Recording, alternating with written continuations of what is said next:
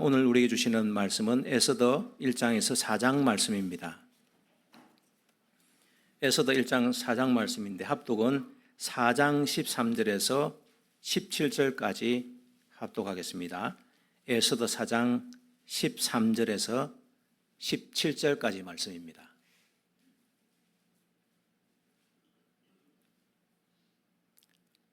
다 함께 하나님의 말씀을 받들어 읽겠습니다. 모르드게가 그를 시켜 에스더에게 회답하되 너는 왕궁에 있으니 모든 유다인 중에 홀로 목숨을 건지리라 생각하지 말라.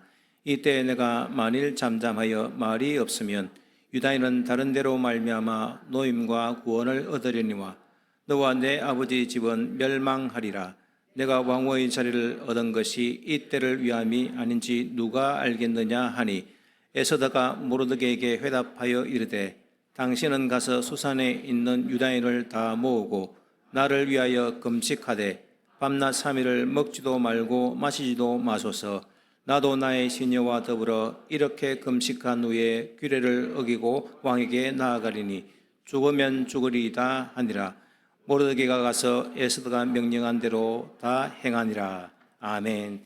이때를 위함이 아니냐라는 제목으로 목사님 말씀 전해 주시겠습니다.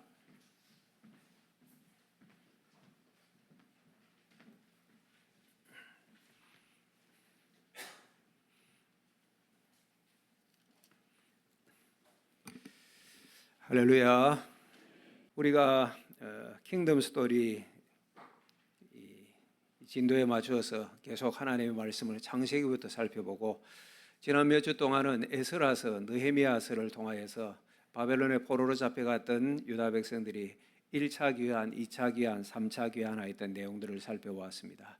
그때 성전이 재건되고 또 성벽이 재건되고 심령이 재건되어지는 이런 역사들을 우리가 살펴봤는데 이런 일들을 통하여서 흩어졌던 하나님 나라의 회복과 부흥의 역사를 우리가 살펴보았죠. 이 모든 일은 하나님께서 행하시고 특별히 회개하고 말씀에 순종하는 백성들을 통하여 하나님께서 일하심을 보았습니다. 오늘은 우리가 감사하게도 리모델링 완공 감사 예배를 드립니다. 저도 여러분도 참 감사하고 기쁜 날입니다. 우리 성도들의 기도와 헌신들이 있었습니다. 하지만 이 모든 역사의 주인은 역시 하나님이십니다. 영광도 오직 하나님께 돌려야 될 줄 믿습니다. 오늘 에스더서 1장에서 4장이라 했지만은 사실은 전체입니다. 1장에서 10장 말씀을 통하여 이 하나님에 관한 말씀을 또 함께 나누려고 합니다. 여러분, 에스더서는 성경에서 참 독특한 책입니다. 10장까지 있지만은 하나님이라는 단어가 한 번도 나오지 않아요. 언약, 제사 이런 용어, 영적인 용어가 별로 나오지 않습니다. 그러나 이 에스더서 책 전반에 하나님의 강력한 손길, 거대한 손길이 느껴지고 그러니까 하나님의 섭리, 하나님의 주권을 너무도 잘 보여주는 책이 에스더서입니다.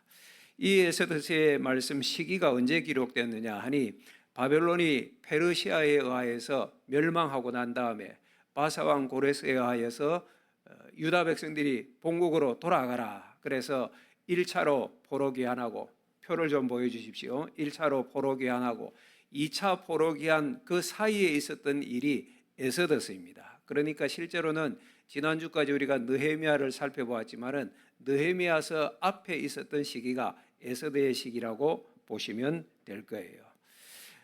성경으로는 에스라서를 우리가 이전에 살폈는데 에스라서 1장에서 6장까지 그리고 7장에서 그 뒤에 말씀이 있는데 6장과 7장 사이에 이 에스더 사건이 있었다고 보시면 맞는 것입니다.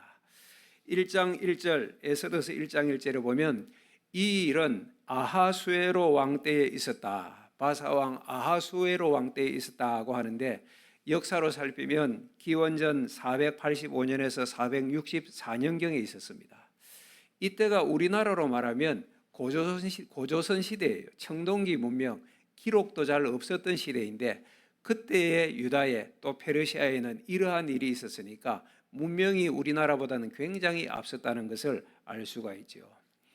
아하수에로 왕이라고 합니다. 이 아하수에로 왕, 페르시아의 왕이었던 아하수에로는 1장 1절에 보면 인도로부터 구스까지 127지방을 다스렸다고 합니다. 그러니까 동쪽에 인더스 강으로부터 서쪽 지중해까지, 남쪽 에티오피아에서 북쪽의 흑해까지 광대한 영토를 페르시아가 그리고 아하수에로 왕 때에 다스리고 있었던 거예요.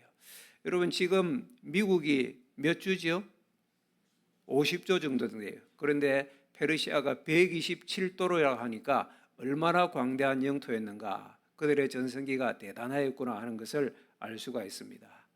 이 아하수에로 왕은 세계 역사에는 크세르크섹스 1세라고 알려져 있습니다. 유명한 왕이지요.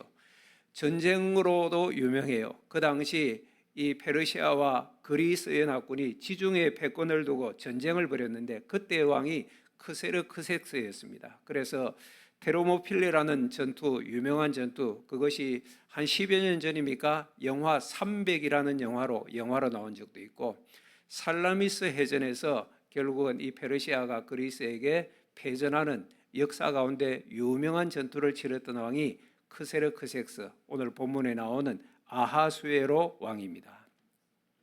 이런 배경을 가지고 우리가 먼저 살펴볼 일은 세상 일에 감추어진 하나님의 섭리를 먼저 좀 생각해 보려고 합니다. 에스더서 1장은 아하수에로 왕의 화려한 잔치로 시작을 합니다. 수상궁에서 지방관들과 여러 신하들을 위하여서 잔치를 벌이는데 180일 동안 궁에서 잔치를 벌입니다. 1장 4절에 보면 나라의 부함과 위엄과 혁혁함을 나타내고자 이런 잔치를 한 거예요. 참 왕이 교만했다고 생각이 들어집니다. 그 이후에 또 백성을 위하여 7일 동안 잔치를 베푸는데 이 잔치의 모습을 1장에서 살펴보면 아주 화려한 장식이 있는 궁에서 잔치하는데 마시는 술잔은 전부 다 금이었습니다. 모양도 각각 달랐습니다. 뿐만 아니라 술은 풍성하였고 그날의 잔치에 참여한 사람들은 어전의 법도를 따지지도 않고 마음껏 술을 마실 수 있도록 왕이 허락을 합니다. 그런데 술이 문제예요. 이렇게 잔치하다 보니 술에 취한 왕이 왕후 와스디를 이 향연장으로 불러서 왕후를 자랑하고자 한 것입니다. 만용을 보인 것이죠. 관례에 없던 일입니다. 그래서 왕후가 이것을 거절합니다. 이것을 빌미로 간신들이 간악한 조언을 하여서 결국은 이 와스디 왕후가 폐위되는 사건이 1장에 나와요. 살펴보면 폐위할 일은 전혀 아니었지만은 이 전체를 살펴보면 아하수에로 왕의 교만함, 만용, 또 방만함, 우매함을 우리가 볼 수가 있는 거예요. 술이 문제인 것 같아요. 술이.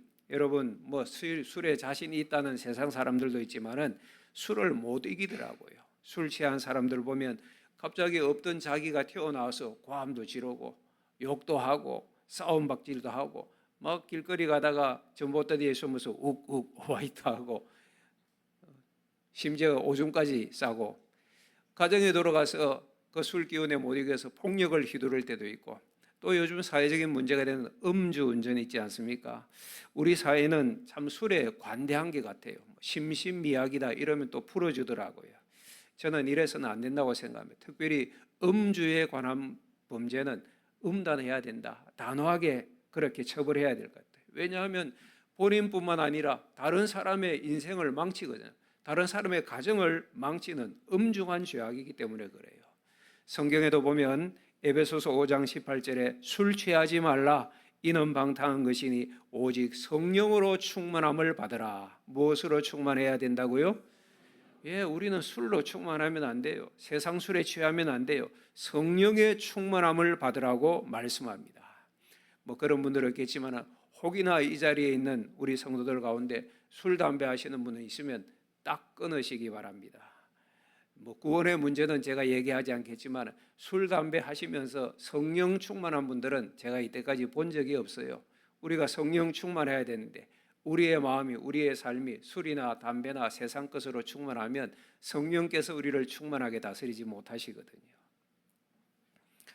이 아하수에로 왕이 술에 취해서 결국은 술 기운에 왕후를 폐위하고 말았습니다. 2장에 가보면 이 일을 왕이 후회합니다. 후회할 일을 왜 해요? 그런데 그렇게 되어진 거예요. 그런데 신하들이 가만히 보니 폐위되었던 그 왕후가 복귀되면 안 되잖아요. 그래서 왕에게 간언하기를 왕이여 혼자 계시면 안 되니 새 왕후를 뽑으소서, 이렇게 된 거예요. 그래서 이 에스더가 나온 겁니다. 각도의 반포하에서 아리따운 처녀들을 수상궁에 모으라. 그래서 1년을 준비시켜서 왕에게 아련하게 한 거예요. 이때 누가 있었느냐? 모르드게가 있었습니다. 따라합시다. 모르드게. 잘 아시는 분이죠. 유다인이었어요. 그 페르시아 제국의 포로로 잡혀갔던 바벨론 포로의 후손이었겠죠. 그런데 이 모르드게가 열심히 일하였는지 관리가 되어서 대궐문에서 근무하는 사람이었습니다. 이 모르드게의 사촌 동생이 에스더였습니다. 2장 7절에 보면 에스더는 용모가 곱고 아리따운 처녀라고 합니다. 그리고 에스더의 부모가 죽은 이후에 모르드게가 이 에스더를 딸같이 양육을 한 거예요. 이 에스더가 왕후 간택에 참여하게 된 것입니다. 궁에서 1년 동안 준비하는데 거기서도 에스더가 하나님의 사랑을 입었던 것 같아요. 이 모든 일을 관장하고 책임지는 넷이 헤게가 있었는데 이 헤게가 볼 때 에스더가 이쁘고 사랑스러워 보여서 에스더를 좋게 보고 은혜를 베풉니다. 하나님의 손길이죠. 그리고 1년의 준비 기간이 끝나 때가 되어서 에스더가 왕 앞에 나아갔는데 왕이 에스더를 더 사랑하고 은총을 베풀고 결국은 에스더가 왕후가 된 것입니다. 참 놀라운 일이에요. 유다 포로 출신이고 고아인데 그 큰 제국 페르시아 제국의 왕후가 되었다니 거기에서 역사하시는 하나님의 섭리, 하나님의 손길을 읽을 수 있습니다.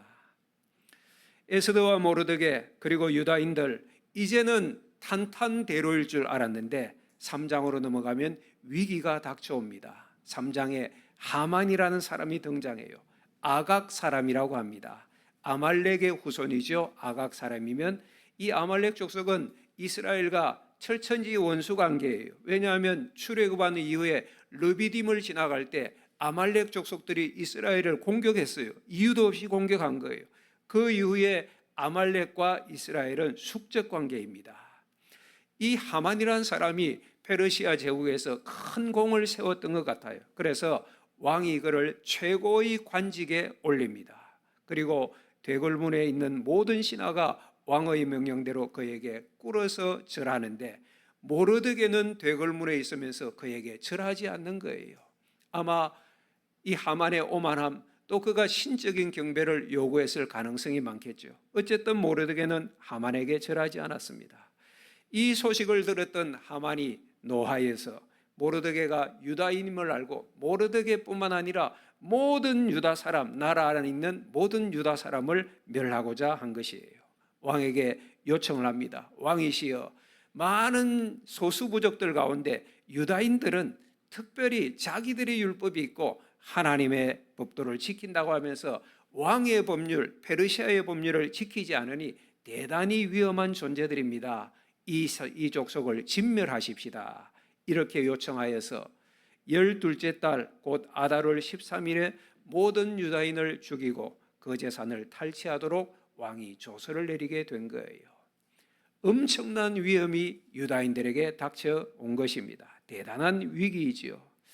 여러분 세계의 역사를 아시는 분들은 좀 아시겠지만은 그 당시 페르시아 제국의 권세는 압도적이었습니다. 지중해의 권세를 쥐고 있던 대단한 나라였습니다. 그 속에서 포로로 또 포로의 후예로 살아가던 유다인들은 미미하고 초라하였죠. 더욱이 그 나라의 강력한 권세자인 하만이 유다인들을 다 멸하려고 하는 것 아니겠습니까? 살펴보면 이것이 어떤 면에서는 우리가 살아가는 이 세상의 모습과 닮았습니다. 이 거대한 세상에서 교회는 때로 작아 보이고 미미해 보입니다. 우리 성도들의 삶은 고단할 수 있습니다. 이 세상 가운데 성도들의 발걸음은 미력해 보일 수 있습니다.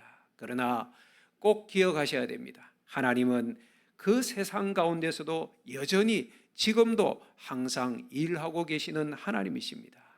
하만의 음모가 시작되기도 전에 사소한 일 같았는데 그것이 시작되어서 페르시아의 왕후 와스디가 폐위가 되고 유다인이었던 에스더가 왕후로 세워졌습니다. 제가 말씀드리지 않았지만은 이 2장 하반부에 보면 또 이런 에피소드가 있어요. 넷이 두 사람이 왕을 암살하려고 하는 그런 일이 있었는데 이 음모를 모르드게가 알고 알려서 왕의 암살을 막은 사건이 있었습니다. 그리고 그것이 궁중일기에 기록이 되었어요. 이것이 나중에 또 귀하게 쓰임 받는 거예요. 여러분, 이런 일들, 우연하게 보이는 이 모든 일들이 실은 하나님의 정교한 섭리였습니다. 한번 따라합시다. 세상에 우연은 없다. 예수 알지 못하는 사람들을, 세상 사람들은 우연이다로 얘기하지만 우리는 믿습니다. 세상에 우연은 없습니다. 하나님께서 다스리시고 섭리하시는 줄 믿습니다. 예수님께서 마태복음 10장 29절에 말씀하셨죠. 참새 하늘, 공중에 날아다니니 참새 한 마리도 하나님 허락 없이는 땅에 떨어지지 않는다고 하셨습니다. 여러분, 들의 백합화도 하늘을 나는 새들도 하나님께서 주관하고 다스리시면 사랑하는 우리 인생들의 모습을 하나님께서 주시하고 계시지 않겠습니까? 우리에게 이 믿음이 있는 거예요. 그래서 세상의 모든 일은 하나님의 주권적인 섭리 안에 있다는 것을 믿는 거예요. 에서대에서 일어나는 일들, 아하수에로 왕의 그 교만함, 허영, 우매함, 왕후와 서디의 지혜가 부족함, 무례하였던 일들, 신하들의 간교한 조언들, 이 모든 것을 하나님께서 사용하시는 거예요. 다 쓰셔서 하나님의 일을 이루시는 거예요. 그러니 사랑하는 여러분, 세상 성공에 교만하지도 마시고 혹여 세상 실패에 두려워하지도 마시기를 축복합니다. 우리 삶에는 하만의 조서와 같은 위기가 닥칠 수도 있어요. 내가 생각하지 않았지만은, 전혀 기대하거나 계획하지 않았지만은 하만의 조서와 같은 어려운 문제가 닥칠 수 있습니다. 여러분들의 건강의 위기 또는 경제적인 위기, 가정의 위기, 관계의 위기, 영적인 두려움들 닥쳐올 수 있습니다. 하지만 그때에도 하나님께서 일하고 계심을 믿고 믿음 안에 당당히 서시기를 주의 이름으로 축복합니다.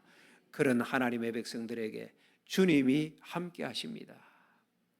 이번에 우리 교회가 예배당 리모델링 공사하였는데 여러분, 우연이 아닙니다.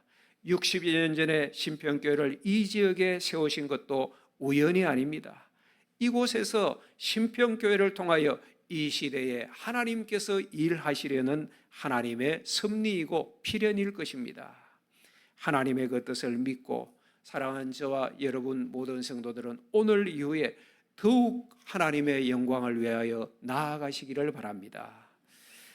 이제 말씀으로 다시 돌아가면 이 악한 아각 사람 하만의 계획을 모르드게가 들었습니다. 4장 1절을 보면 모르드게가 이 소식을 듣고 옷을 찢고 굵은 베옷을 입고 재를 뒤집어 쓰고 대궐문 앞에서 대성통곡을 하는 거예요. 에스더가 왜 그러냐고, 오라버니 왜 그러십니까? 에스더에게 이 일을 모르드게가 알리지요. 이런 일이 있었다. 그리고 너는 왕에게 가서 이 민족을 위하여 간절히 구하라고 에스더에게 요청을 합니다. 그런데 에스더가 왕후이지만은 이 바사의 페르시아의 법도가 있어요. 왕의 부름을 받지 않고 왕에게 그냥 나아가면 즉시 죽음을 당해요. 뭐 암살의 위험을 방지한다든지 몇 가지 이유가 있었겠죠. 어쨌든 그것이 페르시아의 법도였어요.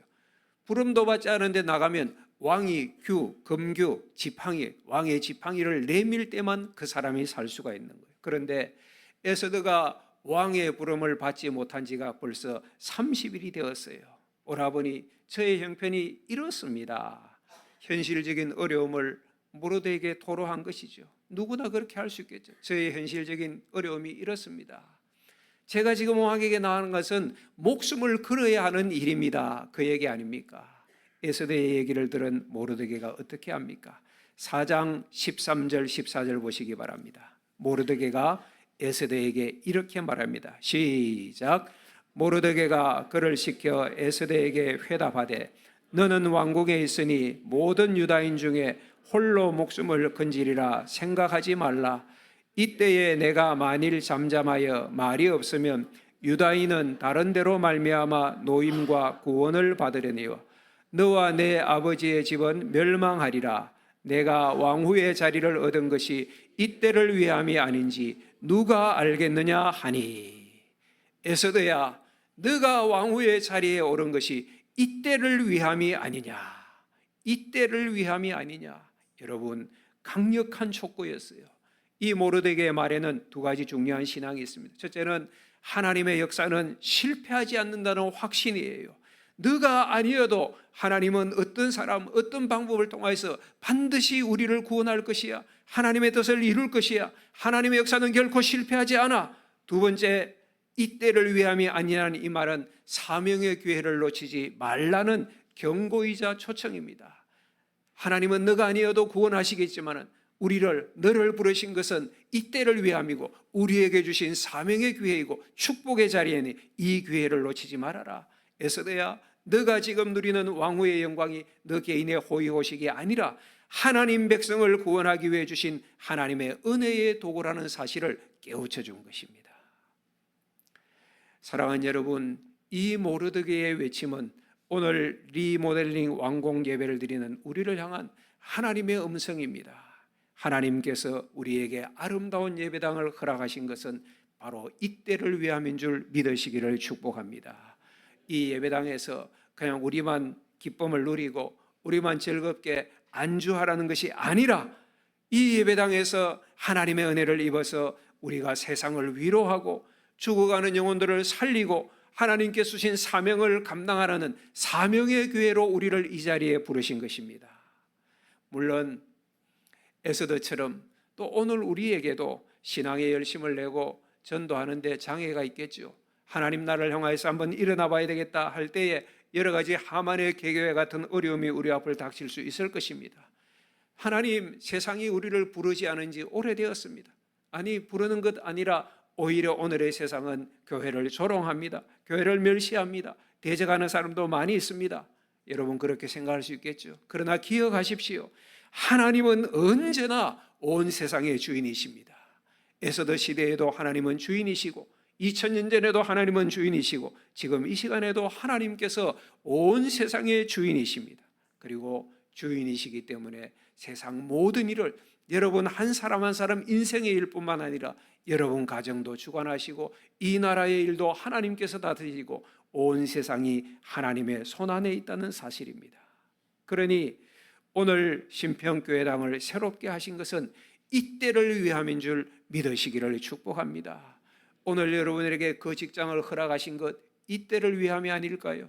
오늘 여러분을 건강하게 세워주신 것, 여러분의 평안한 가정, 행복한 가정을 하나님께서 허락하신 것, 여러분의 직장과 재능을 허락하신 이 모든 것이 우리를 향한 하나님의 뜻, 바로 이때를 위함임을 믿고 우리는 영적 자세를 새롭게 하고 하나님 주신 사명 잘 감당하시기를 축복합니다. 모르드게가 에스더야 이때를 위함이 아니냐 외쳤을 때 이 모르드게의 말에 에스더가 드디어 결단합니다.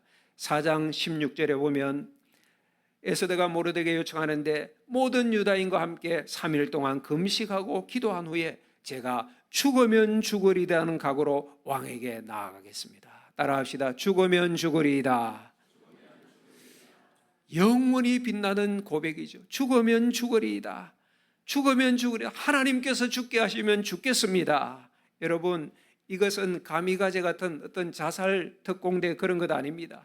역사를 주관하시는 하나님, 생명의 주권이 하나님께 있음을 고백하면서 결과까지도 맡겨드리는 절대 신뢰, 절대 위탁의 신앙이었던 것입니다.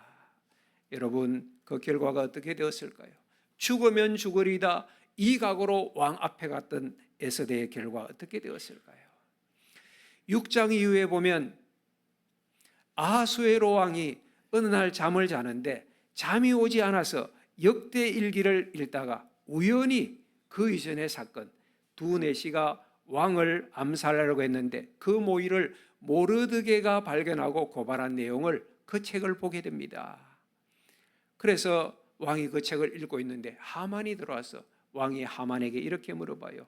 왕이 존귀하게 하기를 원하는 자는 어떻게 대우해야 될까? 교만한 하만이잖아요.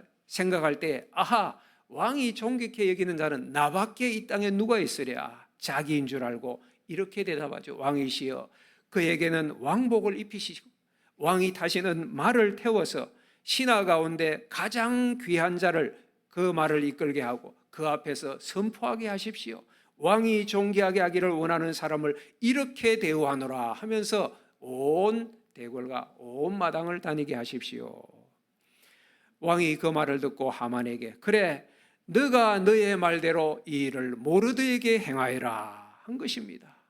결국 하만이 모르드게의 말을 태워서 이끌고 모르드게를 높이고 그 일을 다 행하게 된 거예요. 하만이 모르드게를 죽이려고 했잖아요. 유다인을 다 멸하려고 했잖아요. 그런데 하만이 모르드게의 종이 되어서 그를 높이는 이 일에 앞장서게 된 것입니다. 굴욕이죠, 굴욕. 그리고 하만은 그 일을 하면서 얼마나 깊은 번뇌에 빠졌겠습니까? 도대체 이것이 무슨 일이지? 어떻게 되어진 거야? 아마 불길한 기운이 감쌌을 것입니다. 그 이후의 말씀들을 보면 에스더가 왕에게 이 하만을 고발하게 됩니다. 그리고 하만의 관계를 알게 된 왕이 새로운 조서를 내립니다. 결국은 어떻게 됩니까? 하만이 모르드게를 죽이기 위해서 만들었던 50규빗의 장대, 23m 되는 장대에 하만이 달려서 죽습니다. 모든 유다인을 죽이려 하였던 그날에 유다인들이 오히려 대적들을 다 도륙하고 하만의 10아들을 죽여서 장대에 매답니다. 그러니까 손 쓸 틈도 없이 그냥 착착착착 이 일이 순식간에 진행이 되어버린 거예요. 하나님의 백성들은 살고 하나님을 대적하는 자들은 심판을 받게 된 거예요. 그리고 그 다음날 유다인들이 이 기쁨을 나누기 위해서 승리의 잔치로 모입니다. 그 이후 유다 백성들은 해마다 아달월 14일, 15일을 불임절로 지킵니다. 원래 아달월 13일에 유다인들이 멸하기로 되었잖아요. 그런데 그날이 하나님의 승리, 유다인의 승리가 된 것이죠. 그래서 14일, 15일을 불임절, 이 불임절이라는 부르라는 단어에서 나왔어요. 부르는 제비 뽑다, 추첨하다는 뜻이에요. 왜 부르라고 했는가? 하만이 아달월 13일 유다인 멸망의 날을 제비 뽑아서 그날을 선택했거든요.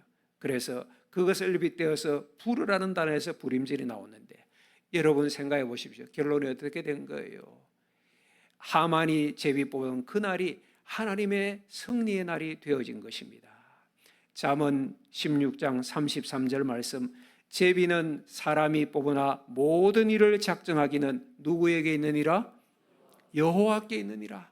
하만이 제비를 뽑았지만은 모든 일을 계획하고 승리를 거두신 분은 하나님이신 줄 믿으시기를 축복합니다. 하나님의 역전이죠. 하나님의 승리죠. 할렐루야. 하나님께서는 이렇게 당신의 백성을 보호하시고 섭리하셔서 역사를 이끌어 가시는 거예요. 그럼 모르드게는 어떻게 되었을까요? 그것이 제일 마지막 에스더서 10장 3절에 나오는데 같이 읽어봅시다. 시작. 유다인 모르드게가 아수에로 왕의 다음이 되고 유다인 중에 크게 존경받고 그의 허다한 형제에게 사랑을 받고 그의 백성의 이익을 도모하며 그의 모든 종족을 안위하였더라. 할렐루야. 이렇게 된 것입니다.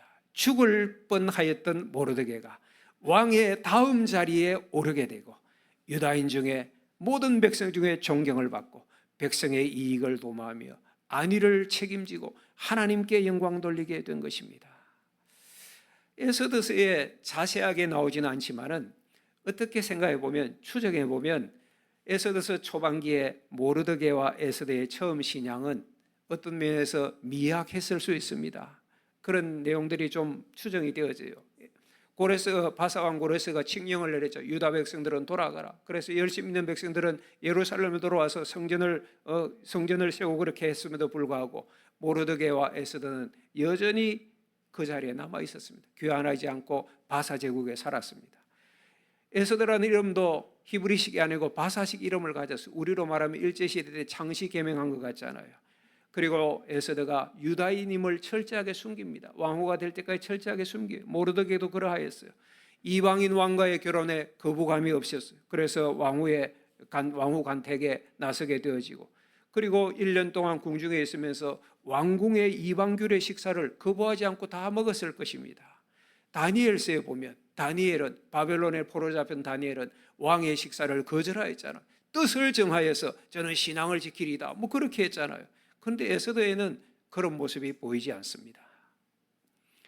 이걸 보면 그 당시 바사 땅에 살았던 유다인들의 신앙이 전반적으로 퇴조했음을 알 수가 있습니다. 하나님 백성의 정체성을 버린 사람도 있을 것이고 세속적 욕망에 따라 살았던 사람도 있었을 것입니다. 그러니까 현실에 안주한 것이죠. 현실에 타협한 것이죠. 어쩌면 하만으로 인한 유다인들의 위기는 이런 불신앙에 대한 하나님의 경고였을 것입니다.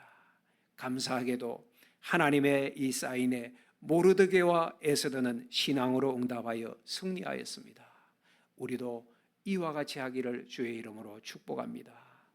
사랑하는 여러분, 하나님은 우리의 미약함에도 결코 우리를 포기하지 않고 반드시 우리를 구원과 승리로 이끄십니다.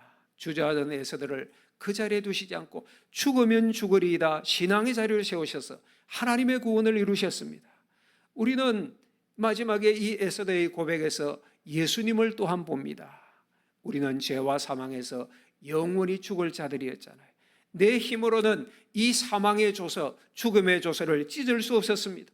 이런 우리를 구원하기 위하여서 하나님께서 하나님의 아들 예수 그리스도를 하늘 보좌를 버리시고 이 땅에 오게 하셔서 죽으면 죽으리이다 이 정도가 아니라 실제로 나를 위하여 우리를 위하여 죽으셨습니다.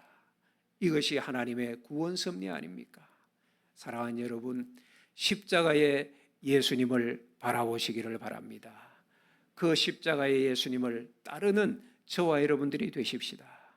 에스더서에서는 잔치가 많이 나와요. 왕의 잔치가 있고 왕후의 잔치도 있고 불임절 잔치도 있고, 아마 여러분 왕의 잔치를 펼치고 기쁨의 잔치가 있는데 참여하지 못한 사람들은 슬플 것입니다. 그러나 에스더서에서 나오지 않는 가장 중요한 잔치가 있습니다. 마지막에 있을 하늘 잔치입니다.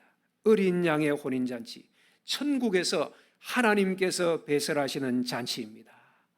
여기에 참여하지 못한 자는 슬픈 정도가 아니라 영원히 슬피 울며 이를 갈게 될 거예요. 이 잔치는 오직 십자가와 부활로 우리의 구원을 이루신 예수 그리스도 안에서만 참여할 수 있는 거예요. 오늘 이 예배 참여한 모든 분들이 주 예수 그리스도를 나의 주님으로 영접하시기를 축복합니다. 오늘 리모델링 완공 감사 예배 드리는데, 여러분, 건물만 깨끗해지는 것으로 리모델링의 완성이 아닙니다. 여기에서 예배하는 우리의 심령이 에스더처럼 새로워져야 할 것입니다. 아니, 예수님처럼 십자가 복음으로 리모델링 되어야 할 것입니다. 예수님이 십자가에서 나를 죽으신 것처럼, 사도 바울이 고백한 것처럼 나는 죽고 예수로 살아야 합니다. 새 성전에서 새 시대를 향하여 나아가시기를 축복합니다. 이 예배당에서 우리가 영과 진리로 예배합시다. 온 마음 다해서 하나님을 송축합시다. 중심으로 하나님께 기도합시다. 신앙을 새롭게 하여서 하나님의 영광을 위하여 나아가야 됩니다. 우리의 신앙이 무너져 있습니까? 연약해져 있습니까? 하나님, 그리고 그리스도의 십자가를 다시 붙드십시오. 섭리하시는 하나님, 다스리시는 하나님, 오늘로 친히 일하시고 세상 모든 역사를 주관하시는 그 하나님을 믿고 나를 이때를 위하여 부르셨다. 부르신 이때에 죽으면 죽으리다는 각오로 오늘 주어진 환경에서 사명의 자리로 나아가는 사명 감당하시는 우리 신평교회 모든 성도들 되시기를 주 예수 그리스도의 이름으로 축복합니다. 축복합니다. 그때에 이 예배당이 하나님이 임하시는 성전이 될 것입니다. 그리고 우리는 영원한 천국 잔치에 참여하게 될 것입니다. 이런 은혜가 저와 여러분 모두에게 있기를 바랍니다. 우리 찬양하고 주신 말씀 생각하며 결단 기도 드리겠습니다.